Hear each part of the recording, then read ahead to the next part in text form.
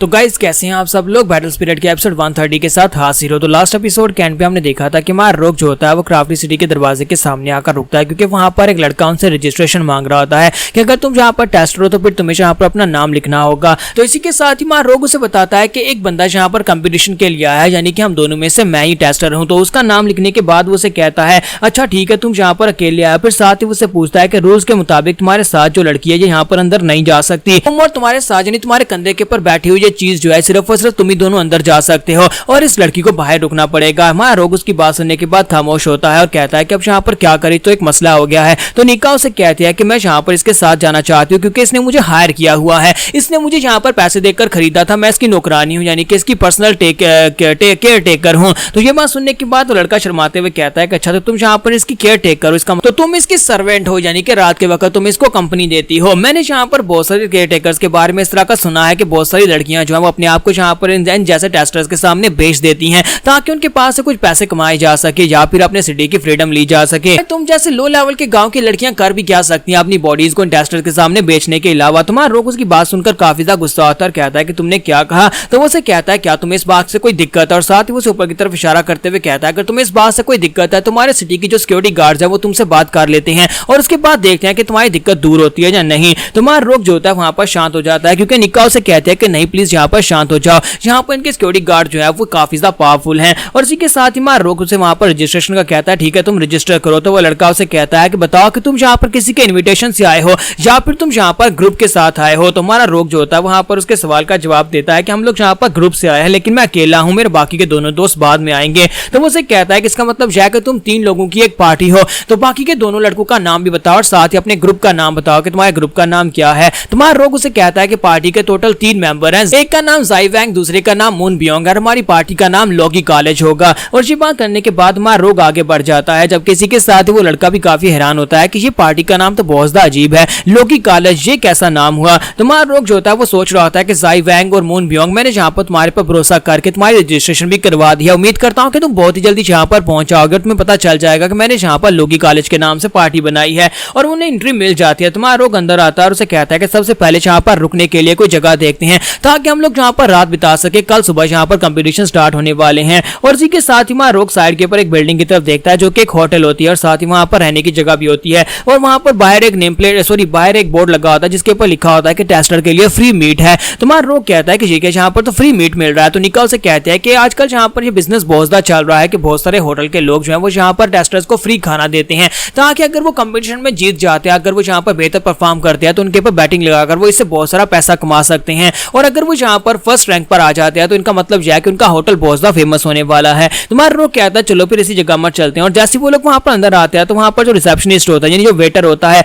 वो बड़ी अच्छे तरीके के साथ उन्हें वेलकम कहता है और कहता है कि गुड आफ्टरनून सर, प्लीज यहाँ पर जल्दी से अंदर आ जाए। और मुझे लगता है कि आप लोग यहाँ पर इस कंपटीशन में हिस्सा लेने के लिए आए हैं। तुम्हारा रोग कहता है कि हम कंपटीशन में हिस्सा लेने के लिए आए हैं। तो इसी के साथ ही वो लड़का उनसे कहता है कि बताएं सर आपका रैकेट क्या है और आपके बाकी के टीम मेंबर्स कहां पर हैं और आप यहां पर कौन से लेवल पर हैं। तो इसी के साथ ही हमारा रोग जो होता है वहां पर उसकी बात सुनने के बाद खामोश होता है, जबकि जावडाई उसे कहती है कि हमारे पास यहां पर कोई भी ऐसा रैकेट नहीं है, हमने आज से पहले किसी बैटल में हिस्सा नहीं लिया, हम लोग तो पहली बार इस टाउन में आए हैं और ऊपर से इसका जो लेवल है वो ह्यूमैनिटी 2nd लेवल है। ये बात सुनते ही वो लड़का जो होता है आफू वो पीछे की तरफ मुड़ जाता है और कहता है कि क्या तुम यहाँ पर एक नॉविस हो, यानी आज से पहले तुमने कभी यहाँ पर कंपटीशन में हिस्सा नहीं लिया, ठीक है तुम लोग यहाँ पर से जा सकते हो, हमारे पास कोई भी रूम खाली नहीं है, तुम लोग यहाँ पर से चले जाओ। जावडाई चलाकर उसे कहती है लेकिन थोड़ी देर पहले तो तुम यहाँ पर अच्छे तरीके से हमें वेलकम कर रहे थे और साथ ही कह रहे थे कि तुम्हारे पास रूम खाली है। तो इसी के साथ निका आगे बढ़ती है और कहती है कि मुझे लगता है कि यहाँ पर जितने भी न्यूबीज हैं उन सभी को बिल्कुल भी रिस्पेक्ट नहीं दी जाती। अगर तुम्हारे पास यहाँ पर रैंकिंग्स है, अगर तुमने कंपटीशन में अच्छे रिजल्ट हासिल किया है तभी तुम्हें यहाँ पर फ्री मील मिलेगा।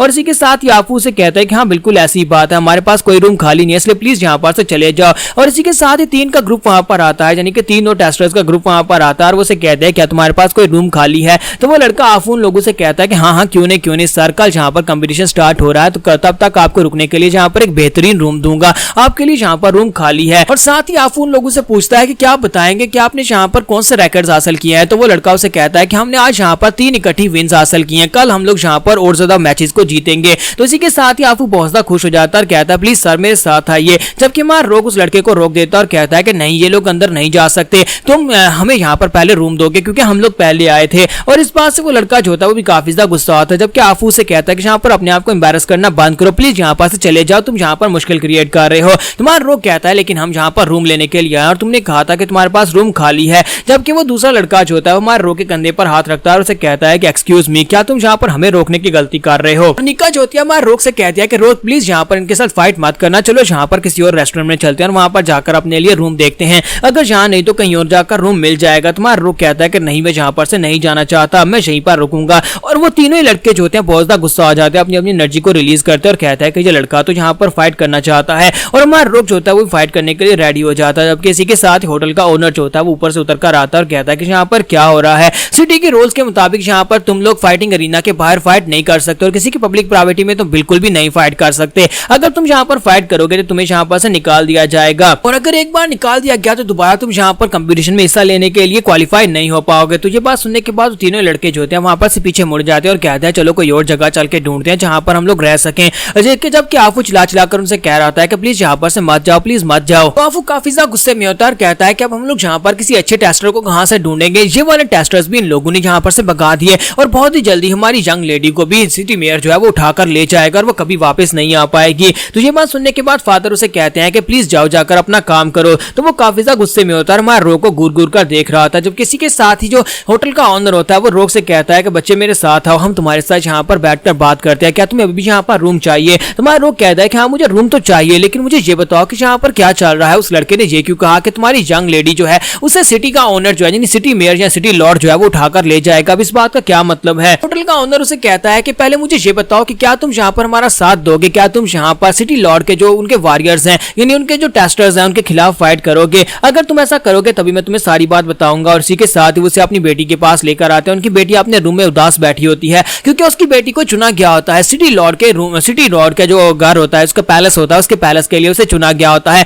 और आज तक जितनी भी लड़कियां उसके पैलेस में गई होती हैं कोई वहां से वापस नहीं आती, इसी वजह से वो उदास बैठी होती है। तो फादर उसके पास आते हैं और उसे कहते हैं कि फिना देखो मैं यहाँ पर किसी अपने साथ लेकर आया हूँ, ये लोग तुम्हारे साथ बात करना चाहते हैं। तो फिना कहते हैं कि डैड यहाँ पर अपना टाइम और एनर्जी वेस्ट करना बंद करें, आप यहाँ पर किसी ऐसे टेस्टर को नहीं ढूंढ पाएंगे जो कि सिटी लॉर्ड को हरा सके। और आपको भी अच्छी तरह से पता है कि मैंने यहाँ पर अपनी किस्मत को एक्सेप्ट कर लिया है, मेरी किस्मत में यही लिखा गया था कि यहाँ पर मैं सिटी लॉर्ड के हाथों मारी जाऊं। तो ये बात सुनने के बाद फादर उसे कहता है नहीं बेटा ऐसी कोई बात नहीं है, मैं यहाँ पर तुम्हें बचाने की पूरी कोशिश करूंगा। तो निका कहती है कि तुम सभी लोग यहाँ पर किस बारे में बात कर रहे हो, हमने यहाँ पर तुम्हारे फादर से सबके बारे में सुना, लेकिन हमें यहाँ पर अभी भी बहुत सारी चीजें जो समझ नहीं आ रही, हम लोग यहाँ पर और बातें सुनना चाहते हैं। और वो सभी लोग जो होते हैं वहां पर जाकर टेबल के इर्द गिर्द बैठ जाते हैं। तो निका से कहते हैं कि तुम सभी लोगों का कहने का मतलब क्या है, हमारे गाँव से भी बहुत सारी लड़कियां यहाँ पर गुलाम बनने के लिए आती हैं जो कि सिटी लॉर्ड के पैलेस में काम करने के लिए जाती हैं। तो मुझे ये बताओ कि तुम्हारे कहने का क्या मतलब है कि वो सभी लोग मर चुकी हैं। तो फीना उसे कहती है कि हाँ ये बात वाकई में सच है कि वो सभी लोग मर चुकी हैं। कहते हैं कि सिटी लॉर्ड के पैलेस में एक डीमन रहता है, उसने उन सभी लड़कियों को खा लिया है जो कि लड़कियों को ही खाता है। ये बात सुनने के बाद रोग और जाओडाई को भी एक झटका लगता है। तो यहाँ पर हम लोग अपनी एपिसोड 130 का एंड करेंगे और नेक्स्ट एपिसोड में देखेंगे अब यहाँ पर कहानी में नया ट्विस्ट क्या आ रहा है।